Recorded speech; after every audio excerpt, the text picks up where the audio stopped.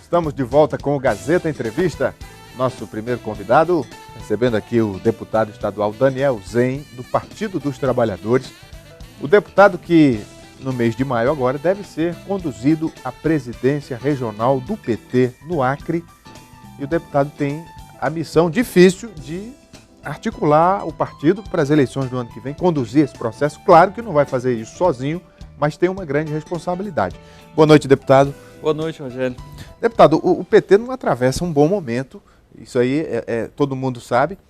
E o senhor já pensou no trabalho que o senhor vai ter para articular o partido, discutir tudo que está pendente ainda, quer dizer, unificar a própria coligação Frente Popular, que é conduzida pelo PT? Enfim, o senhor já pensou nisso? Ah, com certeza, Rogério. Na verdade, não é só o PT que não passa por um bom momento, eu acho que a política como um todo, né? Nós estamos vivendo esse ambiente que é um misto de judicialização da política, politização da justiça, criminalização dos partidos, né? Satanização dos partidos políticos e da política como um todo, e dos políticos também. E a gente nunca pode perder de vista aquele exercício de, como diz o ditado popular, né? Os ensinamentos bíblicos, separar o joio do trigo, né? Você não pode dizer, como muitos tentam fazer crer, e eu já ouvi muito, o PT é uma organização criminosa. De forma alguma, nem o PT, nem o PMDB, nem o PSDB, nem nenhum partido pode ser equiparado a uma organização criminosa. Você tem pessoas boas, pessoas ruins, pessoas que cometem equívocos ou eventualmente até cometem delitos em todo lugar. Como ter o bom médico, o mau médico, o bom professor, o mau professor, o bom advogado, o mau advogado. Você tem o bom político, o mau político. E assim é em todas as instituições, em todas as organizações sociais, é nos órgãos públicos, é na iniciativa privada, nas empresas, em todo canto você vai ter pessoas que em um determinado momento talvez possam ter cometido um desvio de conduta. Não dá para, a partir dos casos de investigação de corrupção, você querer generalizar as coisas e querer dizer que todos os políticos, ou todos os partidos, ou toda a política, porque não é bem assim, né? Tem questões aí detalhadas, em questões delicadas que você não pode generalizar, e eu acho que a missão difícil a que você se referiu, acho que toda e qualquer pessoa que é filiada a um partido político que vier a desempenhar essa função de presidir um diretório municipal, um diretório regional, vai passar por isso, de enfrentar essa situação. Deputado, algumas lideranças do PT, o próprio senador Jorge Viana, já fez esse reconhecimento público de que o partido errou, de que as lideranças cometeram equívocos. E essa meia-culpa acaba fazendo com que diminua o nível de tensão entre a sociedade e o partido, né? Claro que isso não é uma unanimidade, mas um ou outro já começa a ver com outros olhos. Enfim, essa postura de reconhecer, de buscar não fazer mais aquilo que foi feito e tentar conciliar, o senhor acha que é o caminho?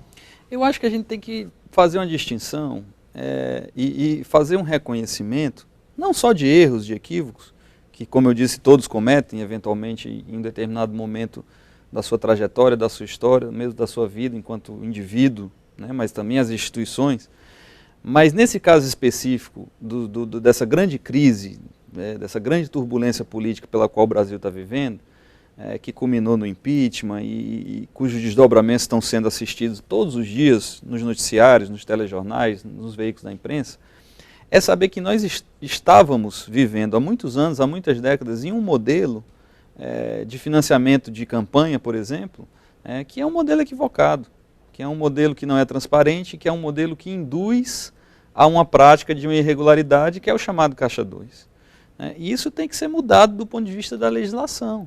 Porque se você observar, até bem pouco tempo atrás, e na verdade até hoje, o chamado Caixa 2, ou seja, os recursos recebidos de doação, mas não declarados, não eram considerados crimes e ainda não são, porque é um projeto, o projeto de criminalização do Caixa 2, que eu acho que tem que ser aprovado, tem que criminalizar mesmo, proibir definitivamente a doação de pessoas jurídicas, seja oficial, seja extraoficial, mas você convivia com isso e todos os partidos, praticamente, em algum momento da sua trajetória institucional, na sua vida enquanto partido, cometeu isso, ou numa campanha majoritária, ou por algum candidato proporcional. E aí, mais uma vez eu digo, não podemos generalizar, mas isso, em algum momento, em alguma eleição de algum candidato de praticamente todos os partidos, isso aconteceu.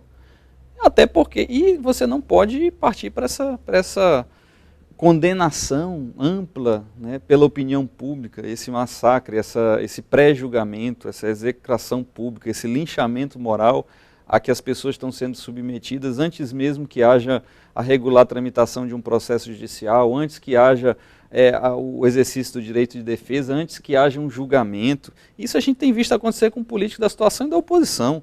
Aqui no Acre, por exemplo, você vê políticos da situação e da oposição sendo mencionados nesse tipo de situação. E a gente tem que ter um tratamento igual, senão a gente corre risco até de ser incoerente. Deputado, até o ano que vem a tendência é a disputa se acirrar, né? E o senhor, como o futuro presidente do partido, vai ter que se pronunciar várias vezes sobre vários temas, mas como deputado o senhor já começa a sentir esse clima. Por exemplo, hoje na Assembleia Legislativa, o deputado Luiz Gonzaga trouxe informações sobre a BR-364 de processos que existem contra os gestores do DERACRE, na época da execução da obra. Perfeito. E que teria acontecido desvio, em alguns trechos, desvio de verba.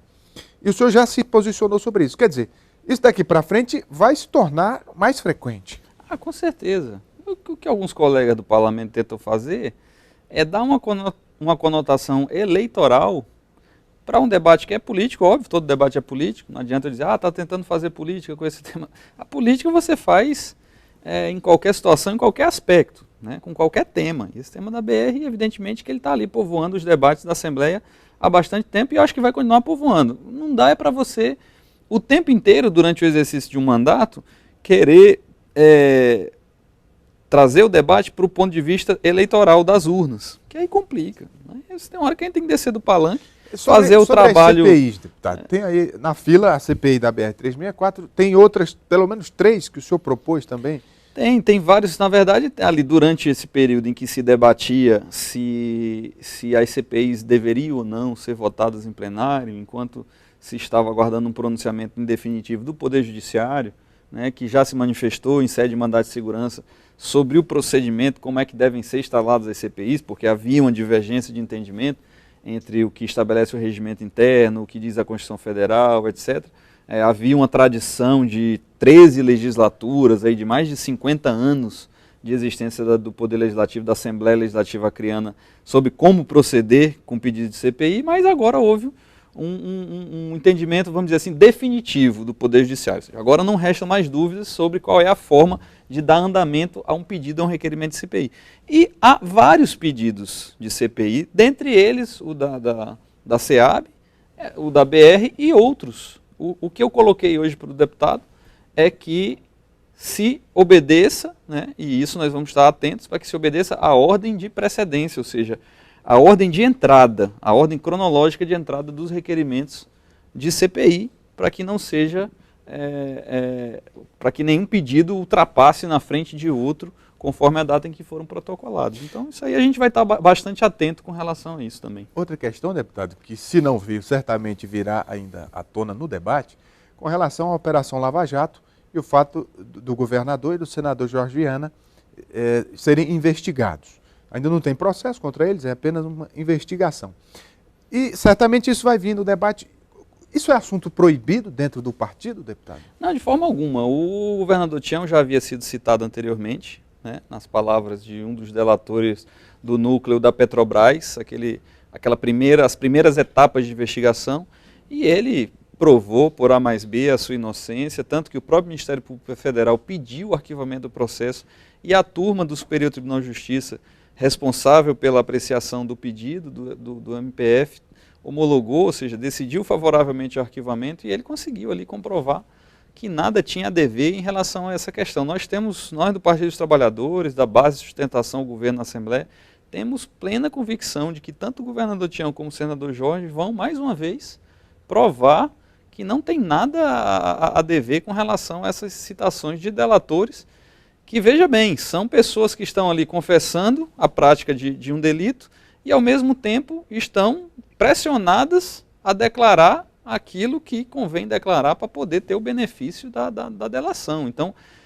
tomar como prova absolutamente válida o depoimento de uma delação é algo temerário. Tanto é que a delação ela é usada, do ponto de vista processual, apenas como um complemento para ajudar na produção de novas provas ou para comprovar provas já coletadas, né? Quando você parte para um juízo de valor, um juízo de mérito de um magistrado apenas a partir de delações, você corre o risco muito grande de cometer equívocos. Agora, tem os políticos acrianos citados, né, em casos, inclusive, mais graves. Você tem, por exemplo, o senador Gladys Cameli citado num processo em que, de outros delatores, não da Odebrecht, mas de outras empresas, acusado de receber, durante um longo período, por sucessivos meses, a chamada mesada, né, em que você tem também que oportunizar o senador que também tenha a chance de exercer o seu direito de defesa, de provar a sua inocência, assim como tem a citação do caso agora no estado do Amazonas, da chamada Ponte do Bilhão,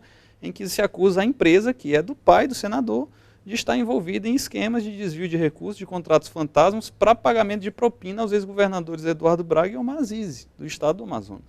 E da mesma forma, nós também esperamos que os responsáveis também tenham o seu direito, a sua oportunidade de exercer a sua ampla defesa e que se espere o julgamento, né, a regular tramitação do processo. Essa presunção da inocência, quando se trata de acusações de delatores contra políticos, ela é importante.